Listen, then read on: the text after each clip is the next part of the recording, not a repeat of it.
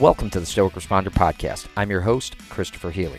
As a special agent who spent more than 15 years conducting large-scale fraud, money laundering, and public corruption investigations, Stoic philosophy provided a mindset edge that became the foundation of my professional success.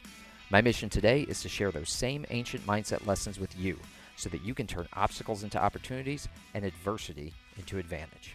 Time to muster up. Hey everybody, welcome back to the Stoic Responder Podcast. This is episode 45, Moderation and Prosperity. Folks, before we get into the meat of the episode, I want to remind you to please check out my favorite 501c3 that supports the law enforcement community, and that is, of course, the Overwatch Collective. The Overwatch Collective is a nonprofit and podcast funding therapy sessions and supporting mental health initiatives for our first responders, our veterans, and their families.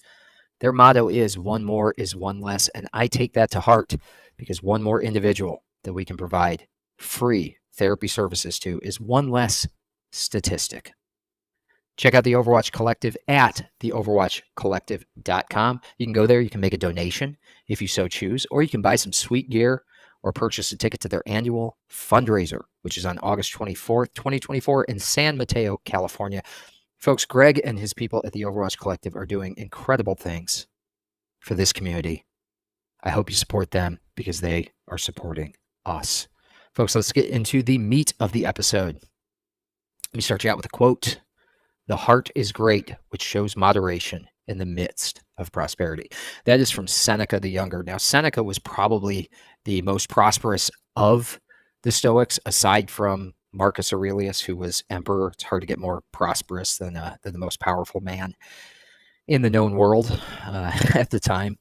But Seneca was himself very, very prosperous. He was, of course, an advisor to Nero in the first century. He was also, and he existed about a century before Marcus Aurelius. So at the time, he was about as prosperous as it came.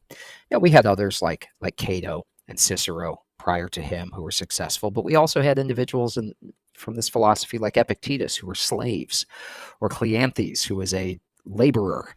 So there were a lot of individuals who rose to the highest ranks of this philosophy who were highly prosperous, and others who came from much more meager and moderate means. And that's what we're going to talk about today. All right. So let me take the opportunity to talk not just about one of my favorite Stoics, which of course is Seneca, but I'm going to talk about one of my favorite presidents of all time, which is Calvin Coolidge.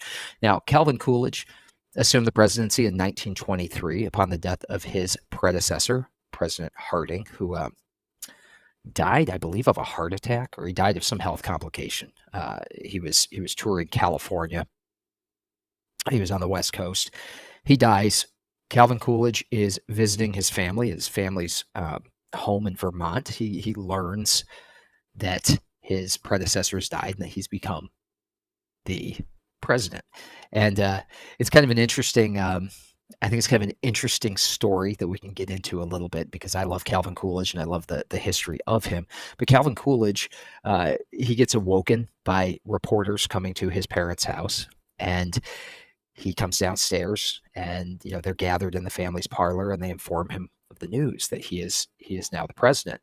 And Calvin Coolidge takes the oath of office by lamplight, and it's administered by his father, who is a notary public. Now, normally we have the oath of office administered by the Chief Justice, right? But in this case, it's administered by the president, the new president's father, who's a notary public. I think that's such a cool and interesting story.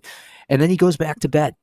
It's late at night. It's in the middle of the night. He says, I got to go back to bed. And the reporters want a statement from him. They want to talk to him. He says, listen, I just became president. I got work to do tomorrow. I got to get some sleep. And he goes back to bed. I think it's one of the great stories because Calvin Coolidge was one of these, what we call a minimalist president, something that we don't have anymore. He might have been the last minimalist president.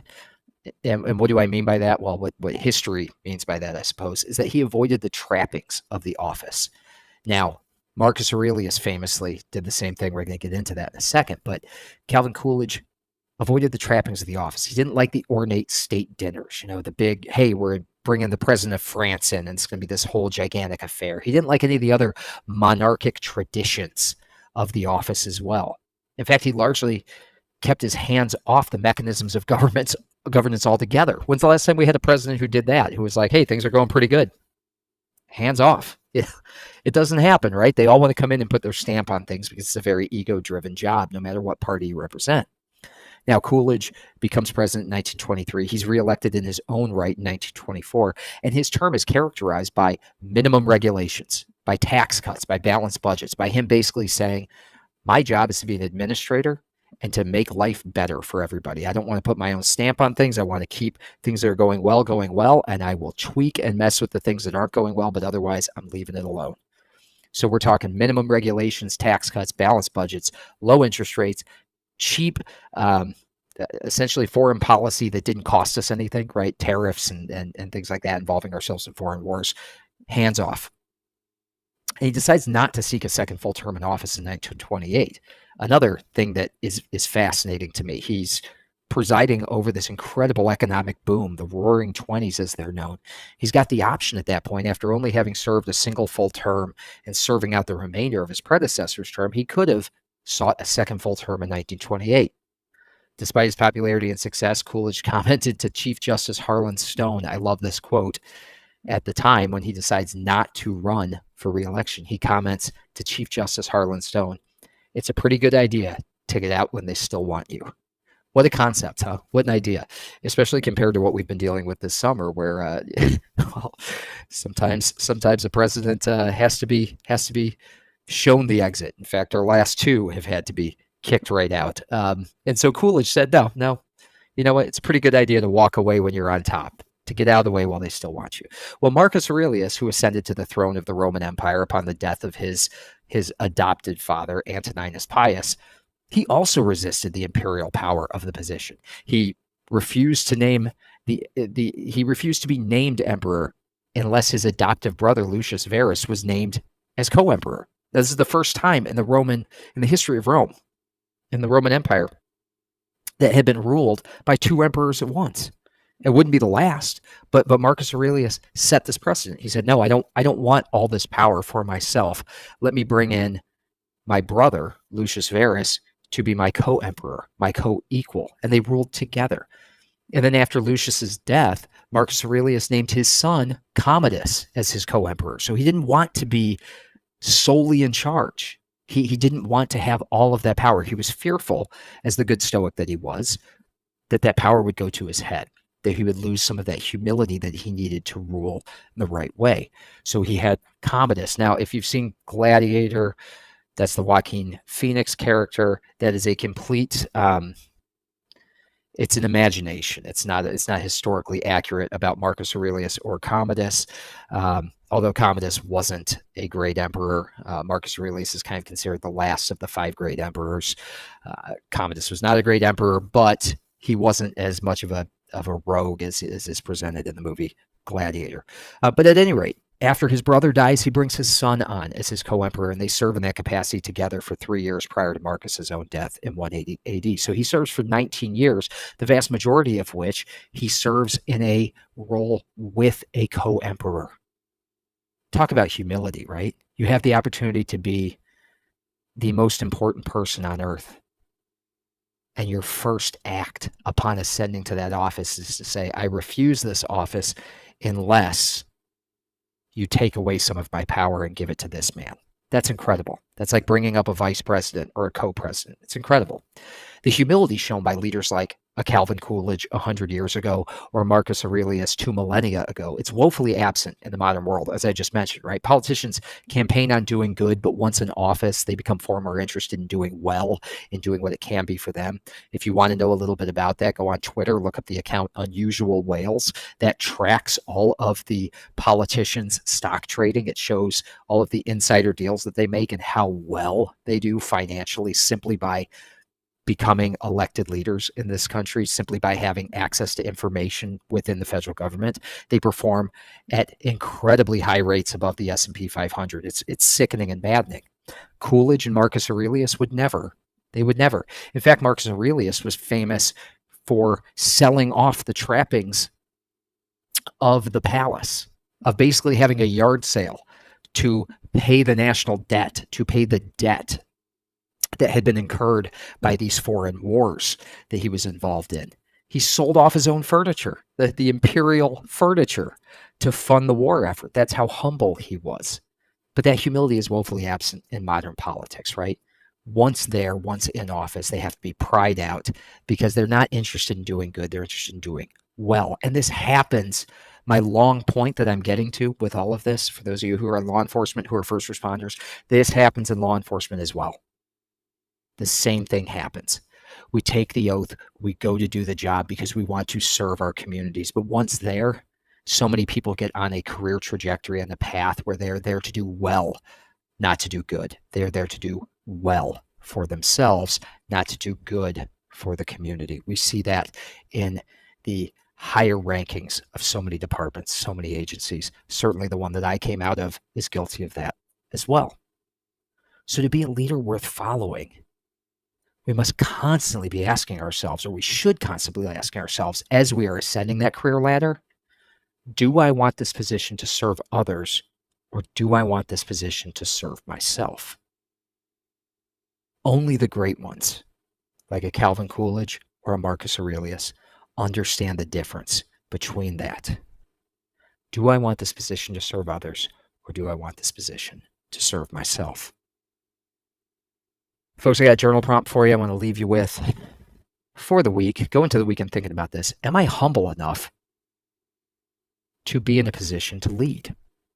Do I want to serve others, or do I want to serve myself? Do I want that GS-14 or GS-15 for my fellow feds out there because that allows me to buy that boat I want or that condo in Orlando that I want? Or do I want that GS-14 or GS-15 position so that I can lead, so that I can serve those subordinate to me, those who are coming up behind me, those who need my guidance, those who need my oversight? Am I humble enough to be a leader, to truly lead? Ask yourself that question every single time you're considering a promotion. Ask yourself that question every time you are considering climbing the ladder. Ask yourself that question every time you are considering your career trajectory. Do you want that position to serve others, or do you want to serve yourself? Are you humble enough to lead? Hope you take that into the weekend with you. Hope you also take this into the weekend with you. Pick up a copy of my book, In Valor 365, Stoic Meditations for First Responders. It's available on Amazon, Barnes & Noble, Walmart, anywhere you get your books. It's available on Kindle and Nook for instant download if that's your thing. Or if you prefer the paperback edition, like the one I am holding up right now for the YouTube audience, if you prefer the paperback edition, you can pick that up. I love the paperback edition. I love taking notes. I love highlighting. I love practicing this philosophy daily. And that is what this book does for you. It gives you quotes, contextualization that is directly relatable to your job, to your career, as well as daily journal prompts like the one you just got, or action items that are going to help you integrate these lessons. Remember, folks, Stoicism is a practiced philosophy. We gain resilience by practicing it, not by thinking about it. It's about actions, not words. Number 2, you can subscribe to the Stoic Responder for free. It's a free Substack channel that you can subscribe to. And if you do that, you're going to get the podcast delivered 4 times a week directly to your email. You're also going to get my weekly newsletter with Stoic leadership and personal development tips that typically comes out on Mondays, but sometimes I throw in a bonus issue during the week. You're only going to get that if you subscribe to the Stoic Responder for free. And finally, like, share, and subscribe so that others can learn about what we are doing here and get some value from these lessons so that they can go out there and live their lives with valor as well. But as for you folks, thanks for tuning in this week. We'll see you back here on Tuesday. Have a great weekend. Until next time, you are out of roll. Thank you for listening. If you enjoyed this episode, please take a moment to subscribe, like, rate, and share this podcast so that we can spread the benefits of Stoicism to other first responders. It will only take you a few moments, but it can help us tremendously. Until next time, out of roll.